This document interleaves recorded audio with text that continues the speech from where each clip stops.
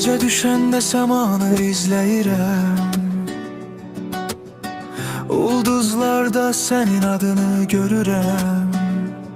Səssiz bir külək kimi gəlirsən, qəlbimə toxunub iz qoyursan.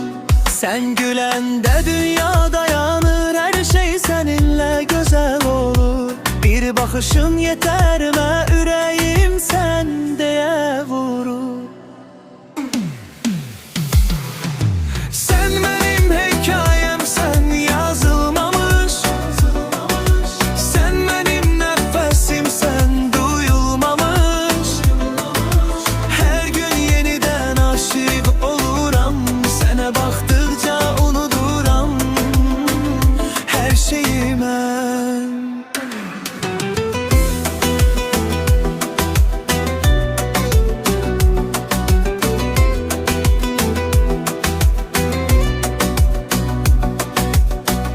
Yağış yağanda səni xatırlayıram, hər damlada sənin səsini duyuram. Əllərini tutmaq istəyirəm, bu sevgi heç vaxt bitməsin deyirəm. Sən yanımda olanda qorxmuram, dünya sanki bizim olur. Biraz sev, biraz gül, qəlbim yalnız səni soruşur. Sən mənim hekayəmsən, yazılmamış. Sən mənim nəfəsimsən, duyulmamış. Hər gün yenidən aşiq oluram, sənə baxdıqca unuduram hər şeyi mən.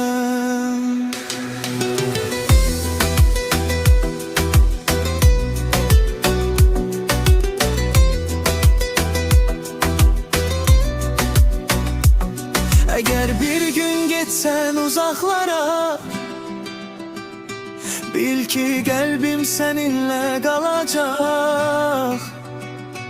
Bu sevgi zamanla yox olmaz, adın daim ürəyimdə yaşayacaq. Sən mənim ən gözəl səbəbimsən, həyatda gülməyə bir səbəbimsən. Sənlə yazılan bu sevgi yolu heç vaxt bitməyəcək, mənimlə qaldın.